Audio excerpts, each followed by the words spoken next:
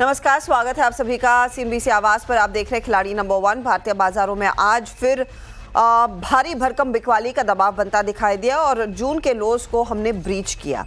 आज हम करीब 23,700 के नीचे आए, 23,680 तक के स्तर देखे हैं। वहां से अगर आप गौर करें तो चाल थोड़ी सी सुधरी जरूर है, लेकिन दबाव के घेरे में अभी भी हम बने हुए हैं। 150 पॉइंट का नुकसान निफ्टी 50 दिखा रहा है आपको। दूसरी तरफ अगर आप गौर करिएगा, निफ्टी बैंक में प्रेशर बना हुआ है। यहाँ पर लगभग 350 पॉइंट के नुकसान पर हम ट्रेड कर रहे हैं और ब्रॉडर मार्केट में तो मारकाट मची हुई है 800 पॉइंट नीचे। हालांकि इंट्राडे में करीब 1000 पॉइंट तक का नॉक भी हमने देखा था मिड कैप इंडेक्स में। एडवांस डिक्लाइन रेशियो इसीलिए बेहद नेगेटिव टेरिटरी में है। गिरने वाले शेयरों की संख्या बढ़ती ही जा रही है बढ़ने वालों की तुलना में। तो ये फिलहाल आपके लिए मार्केट का मूड। फटाफट से आपकी स्क्रीन पर लेकर आएंगे आज के कंट्रीब्यूटर्स। M&M, रिलायंस, HDFC और ICICI बैंक। HDFC और ICICI बैंक में कल भी डिलीवरी बेस्ड सेलिंग हुई है, आज वो दोबारा देखने को मिला है। और रिलायंस जो कल बाया उसका थोड़ी सी सपोर्ट कर रहा था, आज फिर पिटा है। इन्फी, ब्रिटानिया, भारती एयरटेल, NTPC ये दूसरे ट्रेड्स हैं जहां पर कुछ खरीदारी की पोजीशन जरूर देखने को मिली है। लेकिन आज स्विगी की लिस्टिंग हुई, तो वो स्टॉक और इसका जो पेयर पहले लिस्टेड है वो आपकी स्क्रीन पर लेकर आएंगे। स्विगी 390 का इशू प्राइस था, 420 पर लिस्टिंग हुई, 431 के लेवल्स पर इस समय ट्रेड बनता दिखाई दे रहा है। तो मार्केट एक तरफ और स्विगी में कॉन्फिडेंस दूसरी तरफ, ये आपकी स्क्रीन पर है। मैसिव सपोर्ट मिलता हुआ इस पर्टिकुलर काउंटर को गिरते बाजार में। इसके सामने इसका जो पेयर, इसका जो कॉम्पिटिटर है वो जोमेटो है। जोमेटो में भी नॉट बैड, आधे % तक के गेन्स देखने को मिल रहे हैं। तो ये एक थीम है जो इस समय आज दरअसल इन कंट्रोल, इन फोकस दिखाई देगी। ऐसे में हमारे जानकारों की क्या रणनीति है, वो किस तरह के ट्रेड्स पर करेंगे फोकस, अब तक के रिटर्न्स क्या बने, वो सब आपकी स्क्रीन पर अब लेकर आते हैं। ये है मामला। पंकज लीड कर रहे हैं, 7% से ज़्यादा के रिटर्न्स इनके, लगभग 4% के रिटर्न्स आशीष के और अमोल के हैं 2% के रिटर्न्स। ये आपके लिए ताज़ा तस्वीर। कोई आउट परफॉर्मिंग ट्रेड्स इनके होंगे तो वो भी स्क्रीन पर आ जाएंगे, लेकिन कुल मिलाकर कल का जो एक माइल्ड पुल बैक था उसका फ़ायदा हमारे जानकारों ने ज़रूर अपनाया है। पंकज बताइए, आज के लिए क्या रणनीति रहेगी, किस तरह की अप्रोच कंसिडरिंग आज जून लोस को हमने ब्रीच किया?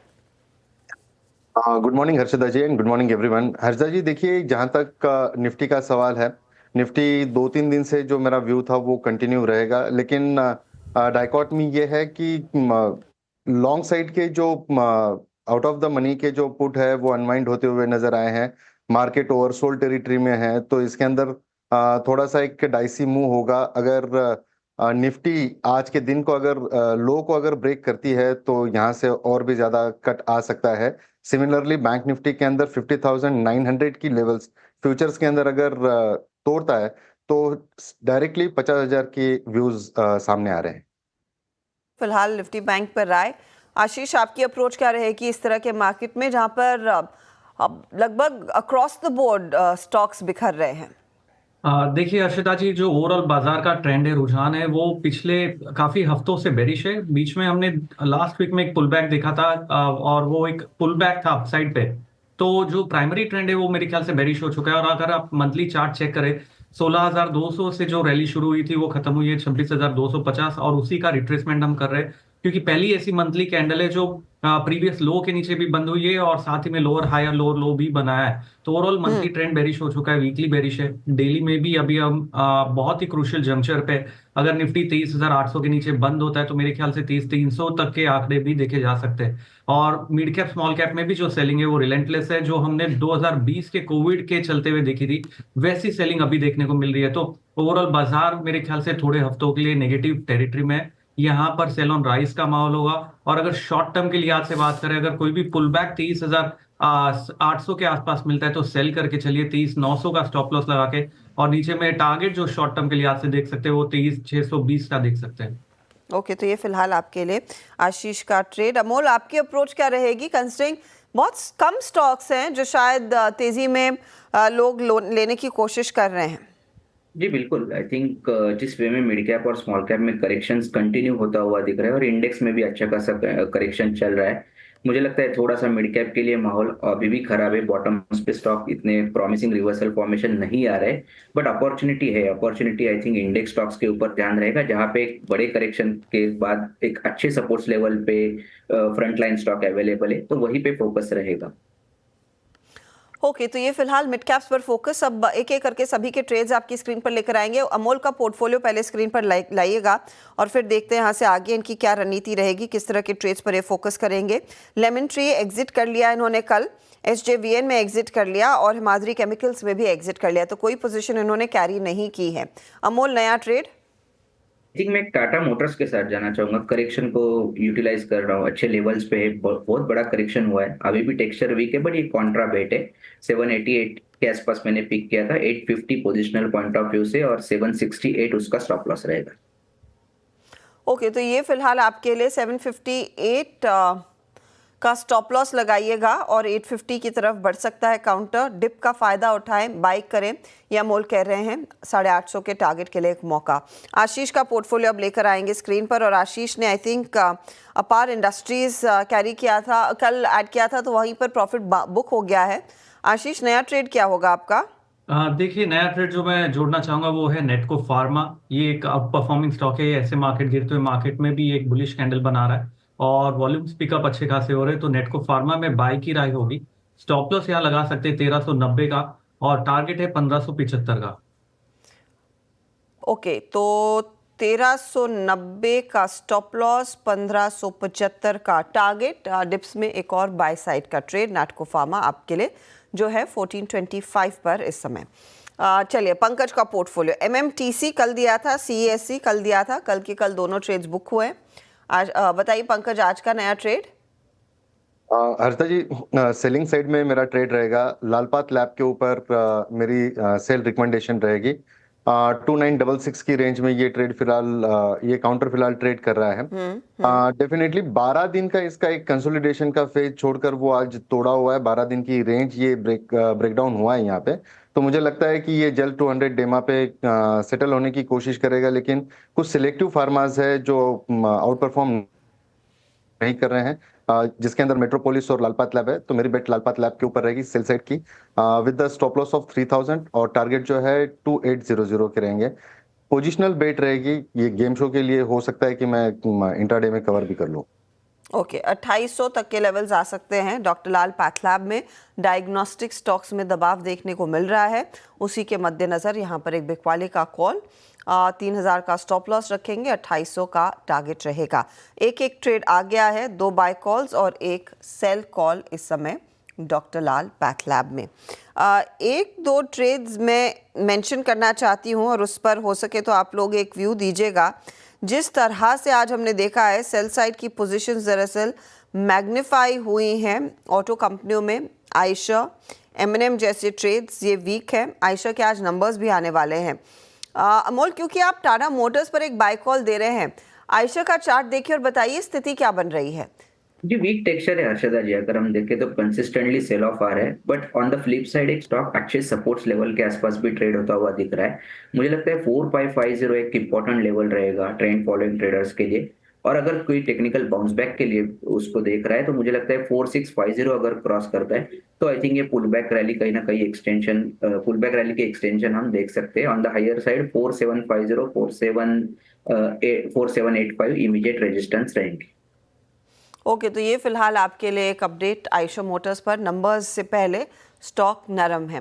चलिए, वक्त हो रहा है एक छोटे से ब्रेक का, लेकिन ब्रेक में जाते जाते मैं आपको याद दिला दूं कि अगर आप सोच रहे हैं अपने खुद का कारोबार शुरू करने के लिए, तो इससे बेहतर मौका शायद आपको नहीं मिलेगा, क्योंकि CNBC आवाज़ आपको एब्सोल्युटली मदद करने को एकदम तैयार है।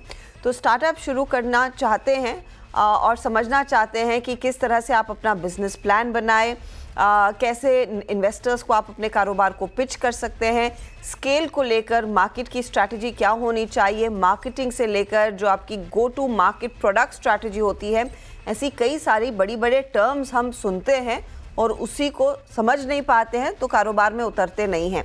लेकिन ये सारी चीज़ें हम आपको बताएंगे। हमारे साथ एक एक्सक्लूसिव पैनल जुड़ने वाला है एक्सपीरियंस्ड एंटरप्रेन्योर्स और वेंचर कैपिटलिस्ट का।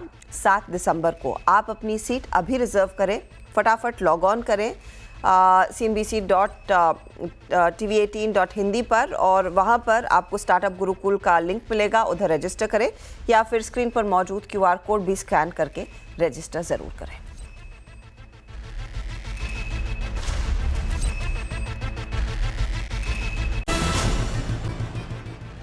आप देख रहे हैं खिलाड़ी नंबर 1। भारतीय बाजारों में आज फिर बिकवाली का दबाव देखने को मिला है। कल एक स्टॉक पिटा था, वो था संवर्धन मदरसन। नंबर्स आते ही यहाँ पर मुनाफा वसूली शुरू हो गई। दूसरी तिमाही में आय करीब 18% और मुनाफा 3 गुना से ज्यादा जरूर बढ़ा। इबिटा ग्रोथ 23% रही। मार्जिन भी 30 बेसिस पॉइंट बढ़कर 8.5% पर पहुंचे, लेकिन एक्सपेक्टेशन से कम वो नंबर्स बनते दिखाई दिए थे। अब यहाँ से आगे का आउटलुक क्या है, कंपनी के chief operating officer Pankaj Mittal हमारे साथ है। मित्तल साहब, स्वागत है आपका CNBC आवाज पर। सेकंड क्वार्टर में मार्जिन्स पर थोड़ा सा प्रेशर जरूर बनता दिखाई दिया है। H2 को लेकर क्या आउटलुक बना है? क्या कुछ और बेहतरी की उम्मीद की जाए सेकेंड हाफ में? हमारे रिजल्ट्स जो माहौल है इस समय अनसर्टेनिटी का, उसके मुताबिक काफी अच्छे रहे। अगर हम ईयर ऑन ईयर देखते हैं सेम क्वार्टर में, तो 18% रेवेन्यू में वृद्धि हुई है और जो EBITDA है वो 23% बढ़ा और प्रॉफिट आफ्टर टैक्स 66% बढ़ा है। और जो हमारा बुक बिजनेस है वो, जब हमने पिछली बार 31 मार्च को बताया था तो करीब 84 बिलियन US डॉलर्स का था और आज की डेट में करीब 88 बिलियन डॉलर्स के करीब है। और इस मॉल के तहत हम लोग डाइवर्सिफाई और करते जा रहे हैं नए प्रोडक्ट्स के साथ में और नए कस्टमर्स के साथ में। साथ साथ जो इमर्जिंग मार्केट्स हैं उनके अंदर में हमने ग्रीनफील्ड साइट्स और एक्सपैंड करने के लिए लगा रहे थे, जो कि पहले बताया था कि 19 जगहों पर एक्सपेंशन चल रहे हैं जो ऑटोमोटिव नॉन ऑटोमोटिव दोनों साइड में थे।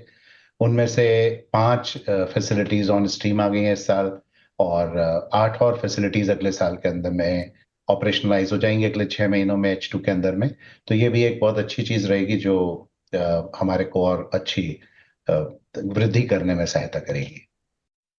ईवी सेगमेंट को लेकर अगर आप हमें एक अंडरस्टैंडिंग दे सके कि किस तरह की स्थिति बनती हुई दिखाई दे रही है, क्योंकि यूरोप में कुछ प्लेयर्स ने चिंताएं जाहिर की थी, उन्होंने अपना आउटलुक काटा है। चीन में भी ऐसी ही स्थिति उभर कर आ रही है। तो आपके लिए क्या एक्सपीरियंस रहा है और क्या विजिबिलिटी है ईवी सेगमेंट की ग्रोथ की? जहां तक हमारे प्रोडक्ट्स का सवाल है, पहली चीज है कि हम लोग के जो प्रोडक्ट हैं वो इलेक्ट्रिक हो या हाइब्रिड हो या आइस व्हीकल हो, सभी के अंदर में जाते हैं। वो पावर ट्रेन एग्नोस्टिक हैं, क्योंकि पावर ट्रेन कोई भी हो उन सभी में हमारे सारे प्रोडक्ट्स लगते हैं। तो हमको उस तरह से कोई बहुत ज्यादा इम्पैक्ट नहीं पड़ता। अगर हम ये देखते हैं कि ऑर्डर बुक जो है 88 बिलियन डॉलर की, उसमें से करीब 24% वो प्योर ईवी व्हीकल्स के लिए है। ईवी व्हीकल्स के अंदर में अभी इंटरनेशनली वृद्धि तो हो रही है पेनिट्रेशन में, लेकिन जो वृद्धि है वो जितनी एक्सपेक्टेशंस थी उसके मुताबिक थोड़ी कम है। तो इतने अनसर्टेन एनवायरनमेंट में हमारी कंपनी ने एक और काम भी किया कि हमने QIP भी लाए थे, CCD भी किया था। तो आज की डेट में हमने अपने आप को डिलीवरेज भी किया है और हमारी जो डेट है वो केवल एक 1 टाइम ऑफ EBITDA है आज की डेट में। और ये तब है जब ये जो क्वार्टर निकला है, ये हर साल सीजनैलिटी के हिसाब से वीक क्वार्टर रहता है, क्योंकि इसमें बहुत छुट्टियां होती हैं यूरोप में और जगहों पर। तो जो वर्किंग कैपिटल होता है वो सबसे ज्यादा लेवल पे होता है। आने वाले क्वार्टर्स के अंदर में आप देखेंगे अगले 2 क्वार्टर में और भी हमारी डीलेवरेजिंग होगी और हम लोग अपने आप को एक मजबूत बैलेंस शीट के साथ प्रेजेंट करते हैं, क्योंकि जब अनसर्टेन एनवायरनमेंट होते हैं तो बहुत सारी अपॉर्चुनिटीज भी आती हैं। जहां पर भी पेन होता है तो हम लोग एक ट्रस्टवर्दी सप्लायर्स के तरीके से अपने कस्टमर्स के सामने पेश रहते हैं और जो भी उनकी जरूरतें होती हैं उनको पूरा करते हैं। अब ओके, फेयर इनफ, बट ऐसी स्थिति में आपने कैपेक्स और गाइडेंस थोड़ा सा नरम जरूर किया है। क्या ये इन कॉन्टेक्स्ट टू जो ग्लोबल मार्केट्स में हो रहा है उसके मद्देनजर है या फिर इंडिया को लेकर भी चिंताएं हैं? हमने कहा था कि 5,000 करोड़ प्लस माइनस 10% का गाइडेंस दी थी। अभी हमने कहा प्लस माइनस 5 थोड़ी और, क्योंकि जो इन्वेस्टमेंट्स हो रहे होते हैं प्लांट के अंदर में उनको लगाने में, लेकिन जहां पर लॉन्चेस डिले हुई हैं, आपको पता ही है कि कुछ जगहों पर ईवीज में कुछ मॉडल्स की लॉन्चेस को डिले किया है कस्टमर्स ने। तो जो चीजें हम डिले कर सकते हैं, जैसे मशीनरी है और बहुत सारे इंफ्रास्ट्रक्चर है जो स्टेप बाय स्टेप जैसे रैंप अप होते हैं करते हैं, तो उनमें हम टाइम टू द रिक्वायरमेंट कर लेते हैं। वो चीज हमने फाइन ट्यून करके एक ये गाइडेंस दी है। अब मैं आपसे ये पूछना चाहूंगी, ग्लोबल कॉन्टेक्स्ट में अब अमेरिका में 2 रेट कट्स तो हो ही चुके हैं, संभावना है कि कुछ और रेट कट्स आगे भी होते हुए दिखाई देंगे, तो क्या यूएस वर्सेस ईयू मार्केट ज्यादा ग्रोथ आपको कहां पर बनती दिखाई देगी? हम लोगों ने प्लांट्स ज्यादातर सारे आप देखेंगे कि वो उसी रीजन में लगे हुए हैं। तो आज की डेट में जो नॉर्थ अमेरिकन मार्केट है वो हमारा, जैसे इंडिया के अंदर में 20% है, वहां पर भी 20% है, तो बहुत अच्छी हमारी पेनिट्रेशन है, वहीं पर ही मैन्युफैक्चरिंग होती है उसी रीजन के अंदर में। तो हर जगह पर रीजनल मैन्युफैक्चरिंग है, हर एक जगह पर। तो जो जिस तरह की मैसेजिंग आजकल हो रही है कि आप बहुत दूर से सप्लाई नहीं कर सकते हैं, तो हम लोग एक बहुत अच्छी स्थिति में हैं उस चीज को अगर हम देखते हैं। और आपने सही कहा कि प्रीमियराइजेशन तो हो ही रहा है, और जहां पर प्रीमियराइजेशन है वहां पर बहुत इम्पैक्ट नहीं है, तो वो कंटिन्यूअसली एक अच्छी ट्रेजेक्टरी के ऊपर में चलते रहते हैं। ग्रुप ने दूसरा जो एक नॉन ऑटो साइड का एक डाइवर्सिफिकेशन लिया था, उस पर भी बहुत अच्छी तरह हम लोग अग्रसर हैं। हमें बहुत अच्छी स्ट्रॉन्ग ग्रोथ आ रही है उस एरिया के अंदर में। हमने कंज्यूमर इलेक्ट्रॉनिक्स के साइड में एक्सपेंशन के बारे में बात की थी। उसका प्लांट, पहला जो छोटा प्लांट है वो ऑन स्ट्रीम आ चुका है, उसमें फर्स्ट बैच हम कस्टमर्स को दे चुके हैं, और अब हम नए एक्सपेंशन के ऊपर चल रहे हैं जहां पर सीरियल प्रोडक्शन शुरू होगा कुछ समय बाद। और दूसरा जो हम लोगों का एरोस्पेस का बिजनेस है, उसमें भी हमारी 16 फैसिलिटीज हैं जो कि कस्टमर के पास भी हैं और कुछ बेस्ट कॉस्ट एरियाज के अंदर में भी है, जिससे हम कस्टमर्स को अच्छी तरह सपोर्ट कर सके, चाहे वो स्ट्रक्चरल मेटेलिक पार्ट्स हों या फिर इंजन के पार्ट्स हों, हम सभी चीजें उनको दे रहे हैं।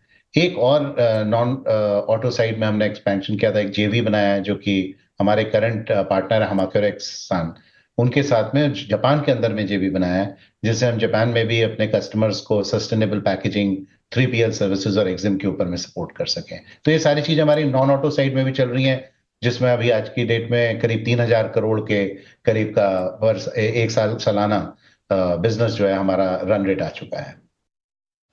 शुक्रिया हमारे लिए समय निकालने के लिए, and good luck for H2 sir.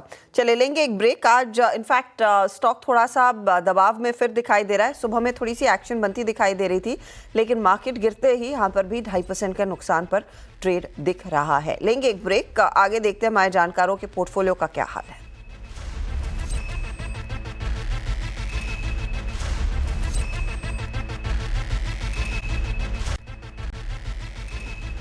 स्वागत है आपका एक बार फिर CNBC आवाज पर। हमारे जानकारों ने एक ट्रेड दिया है, एक जगह तीनों के पोर्टफोलियो में बची है। अमोल, कुछ ट्रेड है आइडेंटिफाइड? ऐड करना चाहूंगा, स्टार हेल्थ इंश्योरेंस मुझे अच्छा लग रहा है, 467 468 के आसपास चल रहा है। 500 के तक के टारगेट्स निकल के आ रहे हैं पोजिशनल पॉइंट ऑफ व्यू से, और 460 उसका स्टॉप लॉस रहेगा। इंटरेस्टिंग फॉर्मेशन, ये 2 दिन के करेक्शन में स्टॉक इतना कंट्रीब्यूट हुआ नहीं, अच्छे सपोर्ट्स लेवल पे। अगर मार्केट में टेक्निकल बाउंस बैक आता है तो ये स्टॉक में भी एक अच्छा खासा पुल बैक रैली आने के चांसेस फिलहाल तो दिख के आ रहे हैं। ओके, तो स्टार हेल्थ बाय साइड का ट्रेड, 500 का टारगेट, 460 का स्टॉप लॉसेस ध्यान रखिएगा इस मार्केट में इम्पॉर्टेंट है, क्योंकि मार्केट किसी भी तरफ कोई भी स्विंग ले सकता है। पंकज, कोई ट्रेड या रुकना चाहेंगे? हर्षदा जी, थोड़ा सा सेकंड हाफ का वेट करेंगे, मार्केट डाइसी है थोड़ा। ओके, हाँ, आशीष आप भी रुकेंगे? बिल्कुल, देखिए यहाँ पर मार्केट में सेलिंग प्रेशर बरकरार है, तो थोड़ा सा वेट करेंगे।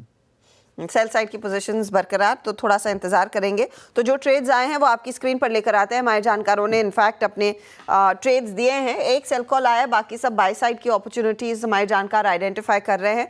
पंकज ने सेल कॉल दिया, डॉक्टर लाल पैथलैब 2800 का टारगेट, 3000 का स्टॉप लॉस है। स्टॉक है फिलहाल 2965 के आसपास। वो शॉर्ट साइड का ट्रेड भी इनको ज़्यादा कुछ रिटर्न बनाकर नहीं दे रहा है। अब आइए आप आशीष के पोर्टफोलियो पर। नैटको फार्मा 1575 का टारगेट, 1390 स्टॉप लॉस। यहाँ पर लगभग 1% का डिप देखने को मिला इनके कहने के बाद, और अब आते हैं अमोल के पोर्टफोलियो पर। तो दो ट्रेड्स इन्होंने जोड़े, एक है टाटा मोटर्स, कॉन्ट्रा कॉल लिया है थोड़ा सा मार्केट में, 850 टारगेट, बाई साइड 758 का स्टॉप लॉस। स्टार हेल्थ भी 500 का टारगेट दिया है, 460 का स्टॉप लॉस है। स्टार में इस समय 0.20% के रिटर्न्स बन रहे हैं, टाटा मोटर्स एकदम ठंडा है। तो अब रिटर्न्स की सिचुएशन क्या बनी वो आपकी स्क्रीन पर लेकर आते हैं। पंकज 7% के रिटर्न्स को एंजॉय कर रहे हैं, आशीष के रिटर्न्स अब 2.85% के हो गए हैं, अमोल ने 2.23% पर अपने रिटर्न्स को स्टेडी रखा है। Good luck to all three of you. एक एक ट्रेड आई थिंक अमोल और पंकज आज नहीं, आशीष और पंकज आज दोपहर में जोड़ेंगे, तो उसका एक अपडेट 1 बजे मिड कैप मंत्र में आपकी स्क्रीन पर लेकर आएंगे ज़रूर। लेंगे इसी के साथ एक ब्रेक में जाते जाते निफ्टी आपको फिर दिखा देती हूँ। 23,700 को हमने एक बार टेस्ट कर लिया है, दोबारा कोशिश हो सकती है उसे टेस्ट करने की, क्योंकि इस समय 23,717 के लेवल्स पर फिर से एक डिप देखने को मिला है निफ्टी में। और निफ्टी बैंक की तस्वीर तेज़ी से बिगड़ रही है, जहां पर इस समय अगर आप गौर करिएगा निफ्टी बैंक 450 पॉइंट के नुकसान पर, और मिड कैप्स में भी वो प्रेशर कायम है। ये है फिलहाल आपके लिए ताज़ा हाल। लेंगे एक ब्रेक के बाद आपके लिए लेकर आएंगे कमोडिटी मार्केट का पूरा एक्शन। तो आप बने रहिए CNBC आवाज़ के साथ।